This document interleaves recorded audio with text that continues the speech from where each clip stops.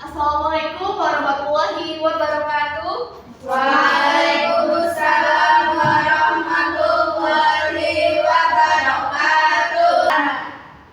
Selamat pagi muridku, apa kabar? Baik. Selamat pagi muridku, apa kabar? Baik. Selamat pagi muridku, selamat pagi muridku, selamat pagi muridku, apa kabar? Baik. Selamat Pagi guruku, apa kabar? Baik. Selamat pagi guruku, apa kabar? Baik. Selamat pagi guruku, selamat pagi guruku, selamat pagi guruku, apa kabar? Baik. Semangat ya untuk pagi ini. Semangat. Sebelum kita memulai materi, kita mulai berdoa terlebih dahulu. Silahkan pimpin doa terlebih dahulu. Baik, di tempat duduk siap, gerak, berdoa mulai.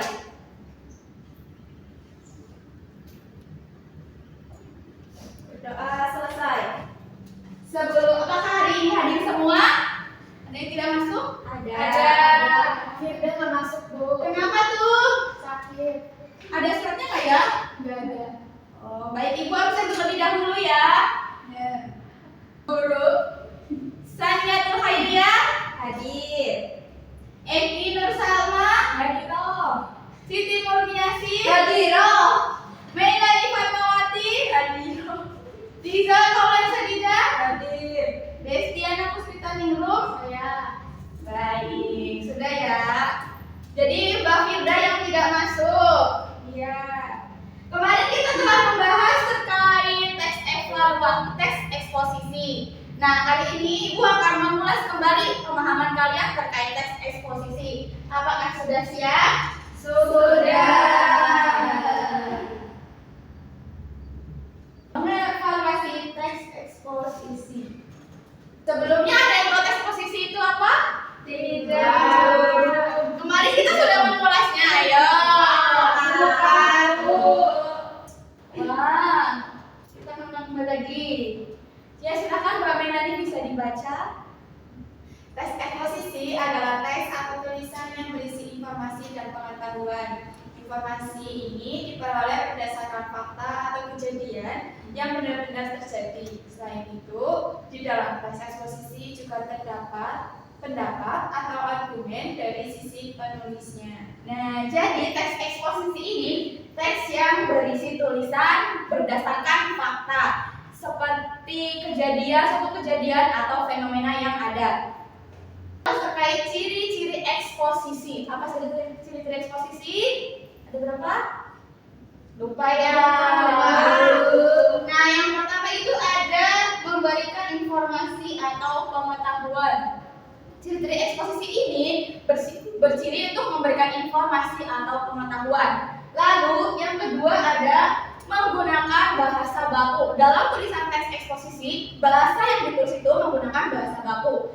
Terus ada juga yang ketiga, berisi tentang sebuah fakta. Seperti tadi Ibu bilang yang kemarin juga, jika ciri-ciri eksposisi ini sebuah fakta. Faktanya itu ada di lokasi. Keempat ada format penulisannya singkat, jelas, dan padat.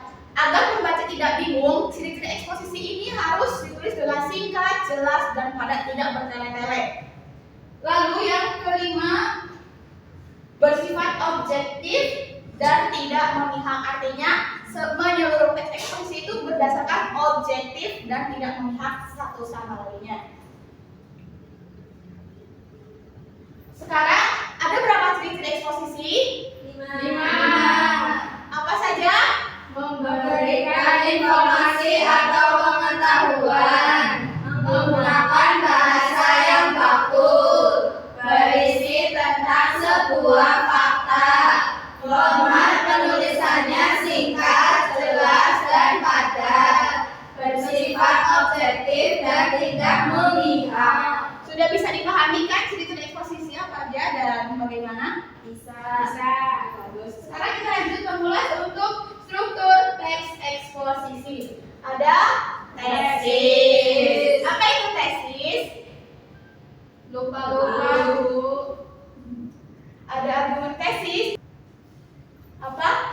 bagian ini merupakan pembuka dalam teks eksposisi.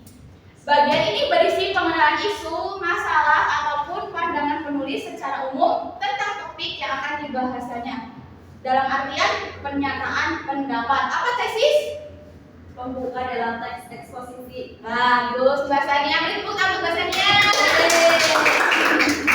Lalu yang kedua ada argumentasi. Argumentasi adalah Rangkaian argumen. nah, pendapat sebagai penjelasan atas tesis yang dijelaskan sebelumnya. Bisa dimengerti? Bisa. Bu. Yang ketiga ada penegasan ulang. Silakan dibaca Mbak Asi. Penegasan ulang untuk memberikan penegasan terhadap pendapat awal sekaligus menyajikan simpulan dan saran terhadap keseluruhan masalah yang dibahas. Nah, murid-murid bisa mengartikan jika penegasan ulang itu apa? Simpulan dan saran. Bagus. Akan menyuruh kalian untuk membaca sebuah teks eksposisi dan murid-murid bisa menentukan bagian mana tesis, bagian mana argumentasi, serta bagaimana penegasan ulang. Apa judul dari teks eksposisi ini? Pentingnya menjaga kesehatan mental. Silakan Mbak Titi dibaca dari paragraf pertama.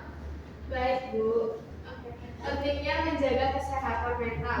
Kesehatan mental merupakan aspek yang sangat penting dalam kehidupan manusia dan menjaga kesehatan mental harus menjadi prioritas bagi setiap individu. Pengaruh kesehatan mental yang pertama, pengaruh terhadap kesehatan fisik. Kesehatan mental yang baik berkontribusi pada kesehatan fisik seseorang. Penelitian menunjukkan bahwa stres dan gangguan mental dapat memicu berbagai masalah kesehatan fisik seperti penyakit jantung, diabetes, dan gangguan sistem kekebalan tubuh. Dengan menjaga kesehatan mental, kita juga dapat mencegah berbagai penyakit fisik yang mungkin timbul akibat stres berkepanjangan. Ya, lanjut Mbak Eki, poin kedua apa?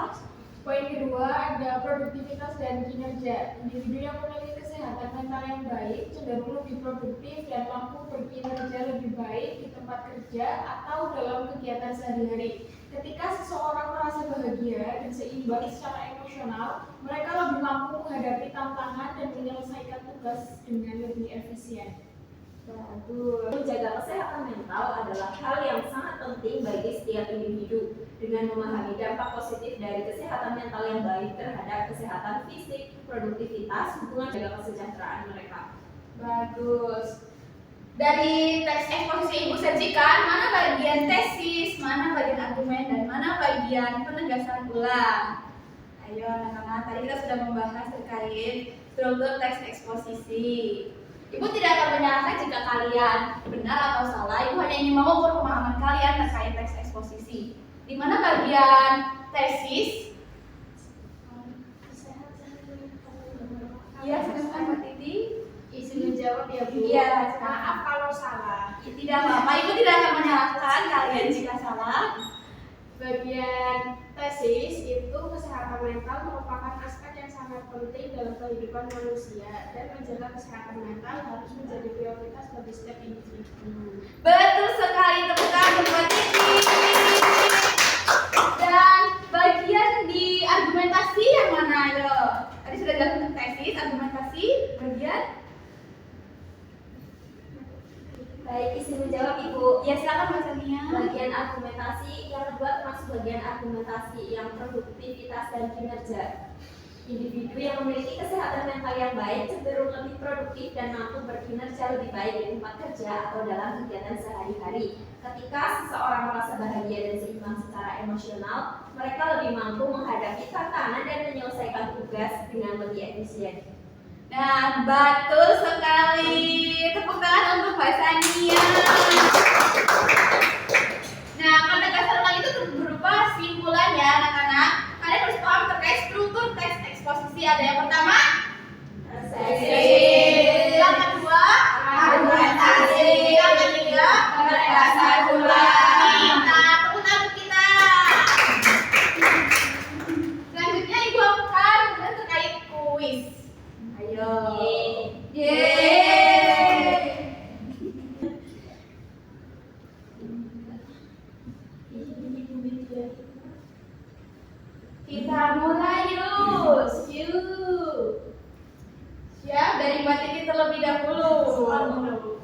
Alamak.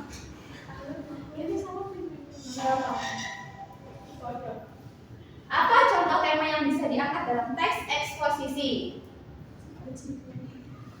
Petualangan di hutan. Ayo apa anak-anak? Dapat gambaran iklim. Coba ya, yakin? Betul. Sebutkan salah satu jenis teks eksposisi. Ayo apa? Teks argumentasi. Yakin? Yakin. Yakin. Betul. Oke, kita coba.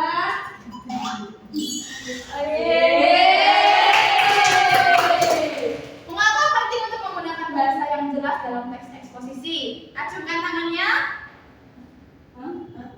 Mengapa penting untuk menggunakan bahasa yang jelas dalam teks eksposisi? Antara apa? A, B, atau C? Ya, waktunya habis. Lalu selanjutnya, apa yang biasanya digunakan dalam teks eksposisi? Data dan fakta yang Valid. Betul. Lalu silahkan Mbak Sania.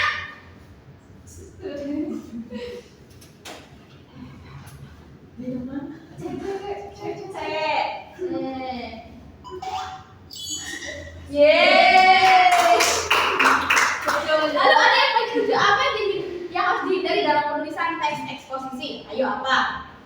Di sini ada menggunakan opini.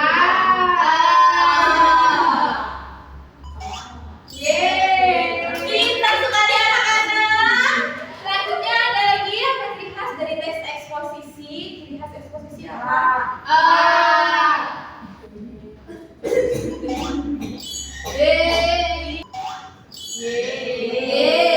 Pintar terakhir. Ayo, kita ukur pengolahan sampah yang sangat penting untuk menjaga kebersihan lingkungan. Tesis. Ya.